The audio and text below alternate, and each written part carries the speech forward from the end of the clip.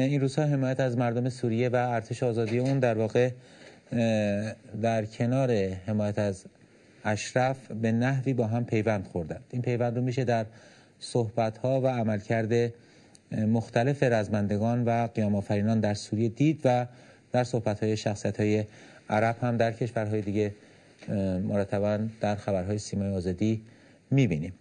گفتگویی داشتیم با آقای احمد الذوبی، شخصیت حقوق بشری لبنان، پیرامون وضعیت سوریه و حضور سرکوبگرانه رژیم آخوندی در این کشور، که آقای ذوبی در پاسخ به این سال که در لبنان چه فعالیت‌هایی در راستای کاستن از رنج مردم سوریه صورت میگیره اینطور گفتند: أنا أحمد الذوبي من لبنان. بالنسبة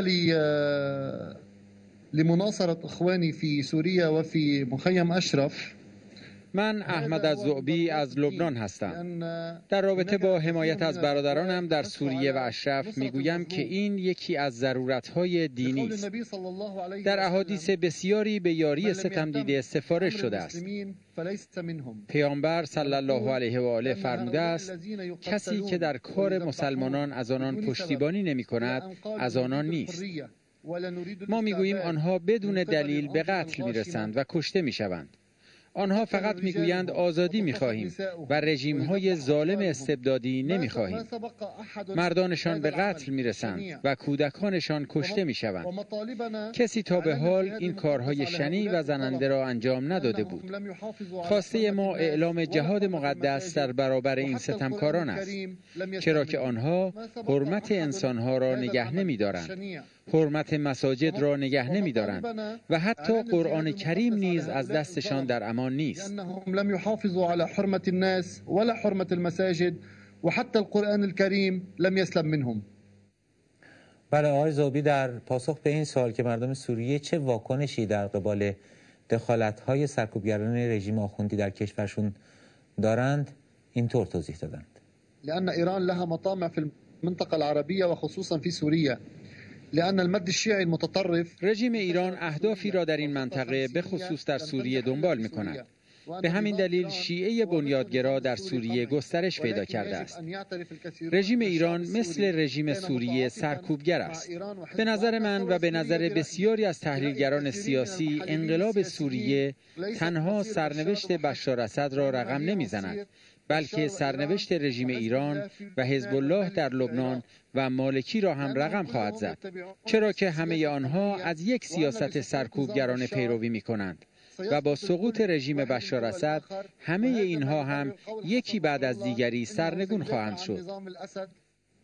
در پاسخ به این سوال که چرا اخیراً حسن نصرالله با تکرار اظهارات خامنه‌ای بر حمایت‌های مالی و همه جانبه ولایت فقیه از حزب الله و رژیم سوریه تأکید کرد، آقای احمد الذوبی اینطور پاسخ دادند: أن موضوع التمويل معروف من قبل عند كل الشعب اللبناني وأغلبية الشعب السوري، ولكن حسن نصر الله علن هذا الموضوع الآن. منابع درآمد حزب الله برای همه مردم لبنان و اغلب مردم سوریه آشکار است، ولی حسن نصرالله به این خاطر جدیداً بر این موضوع تاکید کرده که نشان دهد رژیم ایران و حسن نصرالله متحد رژیم بشار اسد هستند و این در شرایطی است که تمام کشورهای عربی از حمایت رژیم سوریه دست برداشتند.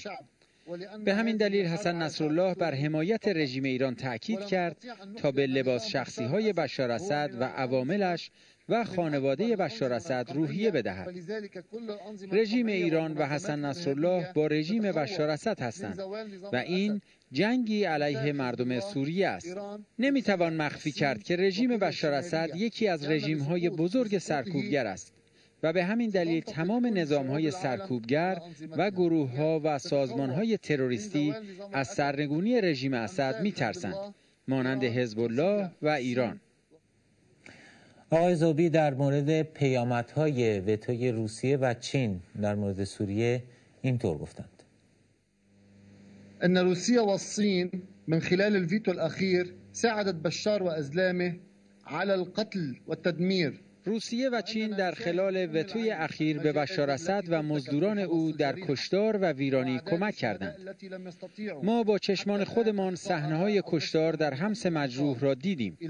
صحنه‌هایی که تاکنون شمارش شهدای آن یا خارج ساختن آنها از زیر آوار امکان پذیر نبوده است. اما گرچه این جنایت‌ها شرایط سختی را برای مردم سوریه به وجود آورده، اما با خواست خدا همین صحنه‌ها وسیله‌ای شد برای ایستادن جهان در مقابل این رژیم تروریستی. الشعب السوري إلا أن الله جعله مخرجا لوقوف العالم ضد هذا النظام الإرهابي. خب میشنویم پیام پایانی مشترک برای مجاهدان اشرف و قهرمانان سوریه از آقای ذوبی رو.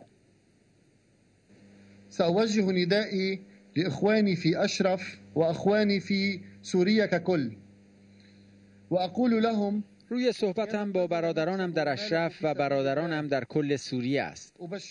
به آنها میگویم ای کسانی که جان و مال خودتان را در راه خدا فدا کردید، بشارتتان میدهم به آنچه پیامبر خدا گفت. وقتی از ایشان سوال شد که برترین مردمان چه کسانی هستند، ایشان فرمودند مؤمنی که با مال و جانش در راه خدا جهاد میکند.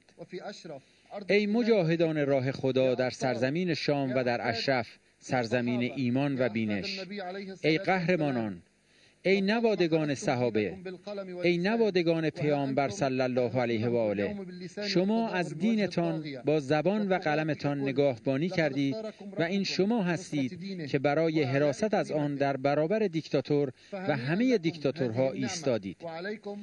بدانید که پروردگار شما را برای حمایت از دینش و اعتلاء آن انتخاب کرده است. این نعمت بر شما مبارک باد. فهنيئا لكم هذه النعمة وعليكم بشكر نعمة الله.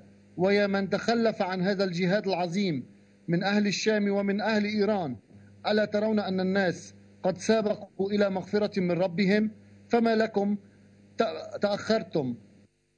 بله، گفتگویی بود با آقای احمد الذوبی از شخصیت‌های حقوق بشری لبنان در رابطه با سوریه.